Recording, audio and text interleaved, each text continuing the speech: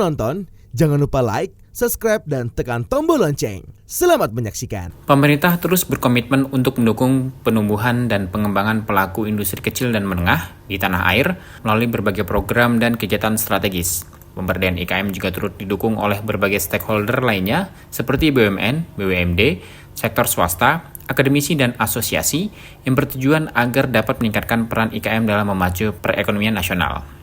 Menperin mengemukakan saat ini populasi IKM berjumlah 4,19 juta unit usaha atau mendominasi hingga 99,7% dari total unit usaha industri di Indonesia.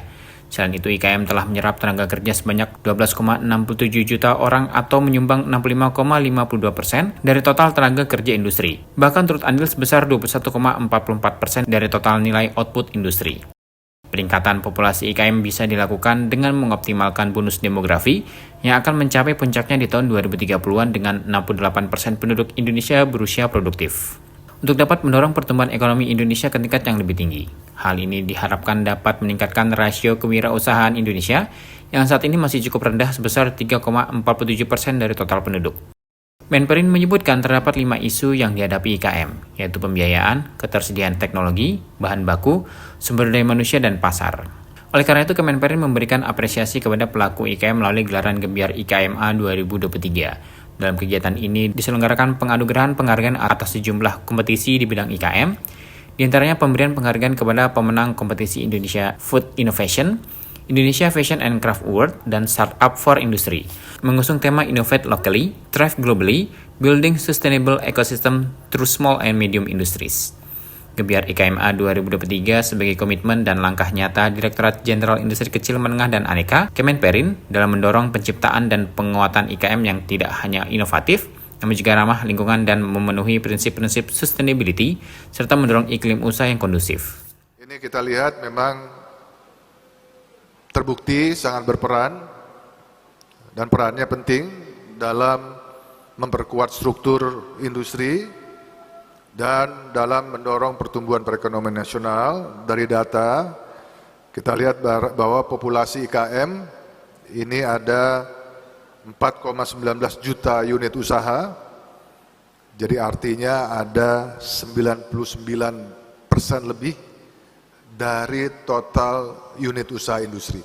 99% unit usaha industri itu ada di sektor IKM dan menyerap sebanyak 12,67 juta tenaga kerja. Ini data Sakernas tahun ini jadi terbaru, atau sekitar 65% dari total sumber daya manusia SDM industri, dan ini berkontribusi sebesar 21,44% dari total nilai output industri. Sekali lagi ini menunjukkan peran strategis dari IKM dalam hal penyerapan tenaga kerja, pemerataan, kesejahteraan, dan juga pengentasan kemiskinan. Bapak Ibu sekalian, kita Indonesia dalam berbagai macam textbook, dalam berbagai macam teori, ini dipercaya bahwa kita memiliki bonus demografi yang akan mencapai puncaknya pada tahun 2030 dengan 68% dari total penduduk Indonesia itu merupakan penduduk berusia produktif. Dan tentu bonus demografi ini harus kita manfaatkan secara optimal dalam rangka mendorong pertumbuhan ekonomi Indonesia ke tingkat yang lebih tinggi lagi.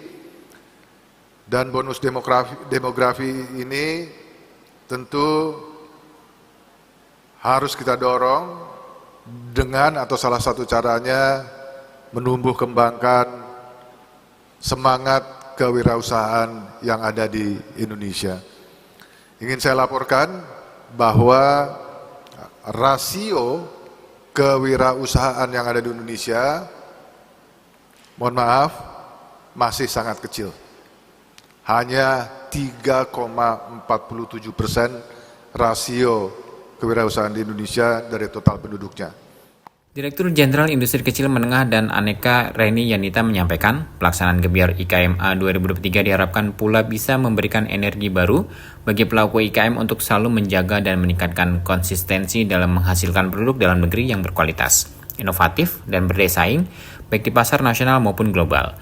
Reni memaparkan terdapat 3 kompetisi yang diselenggarakan di Jen IKMA pada tahun 2023, meliputi Indonesia Food Innovation, yang merupakan program bagi pelaku IKM makanan dan minuman akan mendapatkan bimbingan dan pendampingan dalam melakukan inovasi sehingga mampu menjawab tantangan ketahanan pangan dan gizi yang lebih baik, serta mempromosikan pertanian berkelanjutan. Selain itu, kompetisi Indonesia Fashion and Craft Award yang merupakan program bagi desainer muda Indonesia untuk memiliki produk inovatif yang berdampak positif terutama terhadap pemulihan ekonomi pasca pandemi. Tim Eljan Media melaporkan.